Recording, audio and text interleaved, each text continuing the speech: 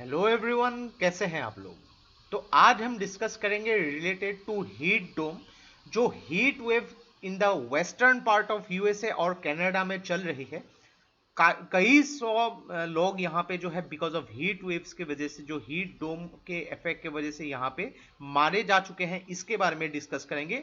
तो main heat dome जो है, इसके मेन फिनोमेनन जो है, इसकी मैकेनिज्म के बारे में डिटेल में समझेंगे। जो जेट स्ट्रीम है उसके साथ ये कैसे रिलेशन में है, इसका इंपैक्ट कैसा होता है, इसके बारे में डिस्कस करेंगे। देखिए, from geography point of view के हिसाब से बहुत ही इंपॉर्टेंट वीडियो होने वाली है, तो इस वीडियो को एंड तक बिल्कुल देखते रहिएगा। और इससे पहले अगर आप लोगों ने हमारे चैनल को अब तक सब्सक्राइब नहीं किया है तो इसको प्लीज सब्सक्राइब कर लीजिए, ताकि आने वाले ऐसे ही वीडियोस के नोटिफिकेशन इसी तरह आपको मिलते रहे। और इस वीडियो का जो नोट है आपको हमारे वेबसाइट में मिल जाएगी। नीचे डिस्क्रिप्शन में मैंने वेबसाइट का लिंक दे दिया है, वहां से आप उसको फॉलो कर सकते हैं। तो चलिए आज का वीडियो शुरू करते हैं। तो रिसेंटली पैसिफिक नॉर्थ वेस्ट, जो पार्ट ऑफ कनाडा और यूएसए में, यहाँ पे जो है टेम्परेचर 47 डिग्री सेंटीग्रेड तक पहुंच चुकी है। जो यहाँ पे रिकॉर्डेड है कि western part of the Canada में ये जो है हिस्टोरिक, जो एक राइज है अभी तक के सबसे ज्यादा रिकॉर्डेड टेम्परेचर है, जो हीट वेव या फिर जो हीट डोम का इफेक्ट यहाँ पे क्रिएट कर चुकी है। मेनली देखिए, यहाँ पे जब भी हम लोग को समझना होता है कि टेम्परेचर, यहाँ पे हवा जो है कौन से डायरेक्शन में फ्लो करती है, जब यहाँ पे टेम्परेचर ग्रेडियंट होता है। यानी कि मान लीजिए एक जगह पे टेम्परेचर थोड़ी ज्यादा है और एक जगह पे टेम्परेचर कम है, तो यहाँ पे गर्म से ज्यादा, फ्रॉम हॉट टू कॉल, यहाँ पे जो है टेम्परेचर फ्लो करती है यहाँ पे। और ये डिफरेंस जितना ज्यादा होगा, विंड की स्पीड उतनी ही ज्यादा होगी। तो मेनली यहाँ पे ये जो मेन इसका इफेक्ट है, बिकॉज द ग्रेडियंट और strong change in the ocean temperature. कैसे ये हो रही है, इसको हम लोग को इमेज से समझना पड़ेगा। तो मेन इसका इस प्रोसेस को जो हम लोग कन्वेक्शन के तौर पे जानते हैं, बिकॉज हम लोग को पता है कि सनरेज जो अर्थ को हिट करके यहाँ पे जो टेम्परेचर को इंक्रीज करती है, तीन यहाँ पे प्रोसेस है: कंडक्शन, कन्वेक्शन और रेडिएशन। तो मेनली यहाँ पे हॉट एयर जो है, ये basically because of heat dome यहाँ पे ट्रैप हो चुकी है। जो हॉट एयर ऊपर जानी चाहिए, लेकिन बिकॉज ऑफ यहाँ पे हाई प्रेशर हॉट वेव को फिर से नीचे की तरफ पुश किया जा रहा है, तो फिर से ये इन एंड आउट यहाँ पे ट्रैप हो रही है। और इसके लिए एक हाई प्रेशर सिचुएशन जैसी यहाँ पे क्रिएट हो रही है। जस्ट लाइक आपने एक लीड, एक बर्तन में, एक पॉट में अगर लीड लगा के रखा है, तो उसके वजह से जो प्रॉब्लम होती है वही प्रॉब्लम यहाँ पे हो रही है। तो मेनली हीट डोम के वजह से क्लाउड की फॉर्मेशन भी नहीं हो रही है, और ज्यादा से ज्यादा radiation from the sun ground को हिट कर रही है।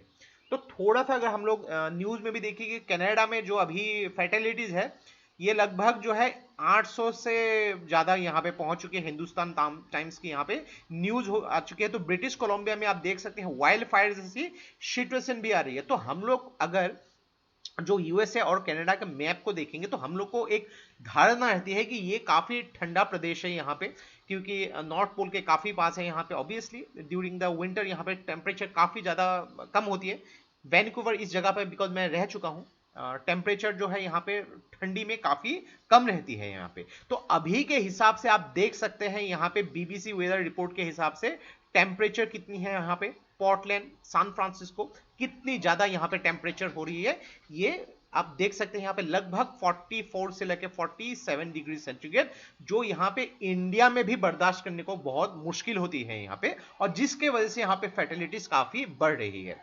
तो अगर हम लोग इस हीट डोम मैकेनिज्म को इमेज के थ्रू समझेंगे, तो ये देखिए, ये यूएसए, कनाडा, जो अलास्का, यहाँ पे यूएसए, तो ये जो है पैसिफिक ओशन को हम लोग अगर दो भाग में हम लोग थ्रू इंटरनेशनल डेट लाइन के हिसाब से अगर डिवाइड कर देंगे, तो ये हो गया western part of Pacific ocean और ये हो गया eastern part of Pacific ocean. तो जनरली क्या होती है कि इस साइड में टेम्परेचर ज्यादा होती है, और टेम्परेचर ज्यादा होने की वजह से यहाँ पे क्या होती है, बिकॉज ऑफ टेम्परेचर ग्रेडियंट, यहाँ पे हवा जो है वेस्ट से लेके ईस्ट तक फ्लो करती है। यहाँ पे जब ईस्ट, वेस्ट से लेके ईस्ट तक फ्लो कर रही है, यहाँ पे ड्यूरिंग द समर, मार्च अप्रैल से लेके जून तक क्या होती है, जो जेट स्ट्रीम, ये जेट स्ट्रीम नॉर्दर्न शिफ्ट आती है। नॉर्दर्न शिफ्ट आने की वजह से यहाँ पे जो जेट स्ट्रीम की वजह से यहाँ पे ये जो है गर्म हवा जो है यहाँ पे लॉक हो जा रही है। अभी लॉक होने की वजह से हम लोग को पता होती है कि यहाँ पे गर्म हवा जब समंदर में या जमीन में भी हवा या उसका जो सॉइल गर्म होता है तो ये क्या होती है, ऊपर की तरफ मूव करती है। और ये ऊपर की तरफ मूव करने की वजह से क्या होती है कि ये जगह में जो वैक्यूम जो यहाँ पे खालीपन क्रिएट होता है उसमें कोल्ड एयर यहाँ पे सबसाइड करती है। लेकिन ये चीज यहाँ पे नहीं हो रही है बिकॉज ऑफ जेट स्ट्रीम। यहाँ पे ये जो गर्म एयर लॉक हो जा रही है जिसके वजह से टेम्परेचर यहाँ पे ग्रेजुअली बढ़ रही है। तो अगर हम लोग को यहाँ पे जो हीट डोम का मैकेनिज्म को थोड़ा सा और डिटेल में समझना होगा तो ये देखिए एक 3 डायमेंशनल व्यू जो जेट स्ट्रीम है यहाँ पे इस तरह से मिएंडरिंग इफेक्ट करती है जो मेनली सब पोलर एरियाज में यहाँ पे। तो यहाँ देख सकते हैं ये जो हीट वेव जो है यहाँ पे ग्रेजुअली यहाँ पे बढ़ती जा रही है और बिकॉज ट्रैप हो जा रही है। तो समर में देखिए जेट स्ट्रीम जो है इसका मूवमेंट नॉर्थ की तरफ होती है। हॉट एयर जो यहाँ पे हॉट एंड एक्सपांड स्टेगनेंट होने की वजह से ऊपर जाती है, लेकिन यहाँ पे हाई प्रेशर एटमॉस्फेयर कंडीशन की वजह से ये फिर से क्या होती है, हॉट एयर ऊपर जानी चाहिए लेकिन बिकॉज ऑफ हाई प्रेशर यहाँ पे देख सकते हैं आप ट्रैप हो रही है यहाँ पे। तो एक डोम जैसा यहाँ पे क्रिएट हो रही है जहां हाई प्रेशर जो हीट वेव ऊपर जानी चाहिए ऊपर जाके फिर से बिकॉज ऑफ हाई प्रेशर की वजह से यहाँ पे फिर से ये ट्रैप हो रही है और टेम्परेचर बढ़ रही है। तो इस प्रोसेस को हम बोलते हैं कन्वेक्शन, जिस कन्वेक्शन की वजह से यहाँ पे हाई प्रेशर की वजह से हॉट वेव जो है यहाँ पे फिर से नीचे आके हीट वेव क्रिएट कर रही है जिसके वजह से यहाँ पे जो गर्मी बढ़ती जा रही है। तो टेम्परेचर यहाँ पे आप देख सकते हैं जितना darker colour of darker shade of यहाँ पे रेड या ऑरेंज उतना ही ज्यादा गर्मी। तो यहाँ पे टेम्परेचर जितना ही गर्म होगा हीट डोम उतना ही स्ट्रांग होगा और हीट डोम जितना स्ट्रांग होगा टेम्परेचर भी उतना ही गर्म होगा। तो ये इफेक्ट की वजह से ग्रेजुअली ये जो हीट डोम बढ़ती जा रही है और ये काफी सालों के बाद इनफैक्ट जो वेस्टर्न पार्ट ऑफ कनाडा में पहली बार इतनी ज्यादा हीट जनरेट हुई है। तो अगर हम लोग हीट वेव को फिनोमेनन को जो मैंने अभी तक कहानी सुनाई उसको हम अगर पढ़ने की कोशिश करते हैं बिकॉज ऑफ यहाँ पे जो जेट स्ट्रीम ये गर्मी के टाइम में जो है नॉर्थवर्ड मूव करती है और जिसके वजह से यहाँ पे हीट वेव जो है ये ट्रैप हो जाती है। तो जेट स्ट्रीम बेसिकली ये नैरो रिलेटिव बैंड होती है स्ट्रॉन्ग विंड की जो अपर लेवल ऑफ एटमॉस्फेयर में मूव करती है। और यहाँ पे देखिए ये विंड जो है ये wind from west to east jet stream यहाँ पे मूव करती है और एक मिएंडरिंग जैसी शेप ले लेती है जिसको आगे हम देखेंगे। और इसके वजह से यहाँ पे because of strong temperature gradient in the eastern part of Pacific ocean की वजह से हीट डोम यहाँ पे क्रिएट हो रही है। Strong change in the ocean temperature from west to east is the reason for the formation of heat dome जो आपको मैंने मैप में समझाया। तो यहाँ पे पिछले कुछ दशकों में जो पैसिफिक ओशन की टेम्परेचर काफी बढ़ रही है और उसी का नतीजा है तो हीट डोम जो है यहाँ पे जनरली समर के टाइम में काफी देखने को मिल रहा है। तो ये जो आप देख सकते हैं इमेज में हीट डोम ये जो जेट स्ट्रीम मैंने कहा यहाँ पे जो एक मिएंडरिंग शेप आप देख सकते हैं स्नेक लाइक स्ट्रक्चर की जैसे यहाँ पे क्रिएट हो रही है। तो ये जो एरिया है इस एरिया में हीट डोम की वजह से हीट वेव जो यहाँ पे ट्रैप हो रही है और जिसके वजह से यहाँ पे टेम्परेचर काफी ज्यादा बढ़ रही है।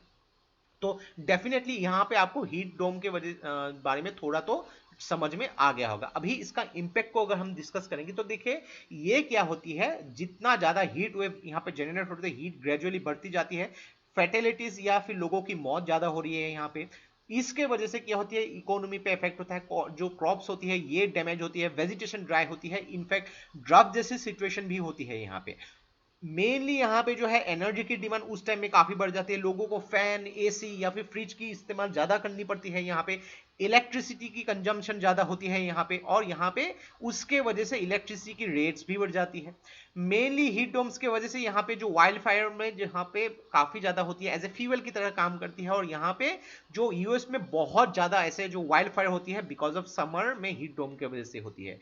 हीट डोम की वजह से यहाँ पे क्लाउड की फॉर्मेशन भी नहीं होती है यहाँ पे और ज्यादा से ज्यादा सनलाइट जो है अर्थ को हिट करती है बिकॉज ऑफ रेडिएशन और उसके वजह से ग्रेजुअली यहाँ पे हीट बढ़ती जाती है और जिसका इफेक्ट देखने को मिल रहा है। तो ये देखिए एग्जाम पॉइंट ऑफ व्यू के हिसाब से चाहे वो आपके प्रीलिम्स पॉइंट ऑफ व्यू के हिसाब से हो या फिर मेंस पॉइंट ऑफ व्यू के हिसाब से बहुत ही इंपॉर्टेंट है। तो ऐसे टॉपिक को छोड़िएगा मत कभी भी कॉन्सेप्चुअल क्लियरिटी लेके उसको इमेज के जरिए इसको याद रखने की कोशिश कीजिएगा।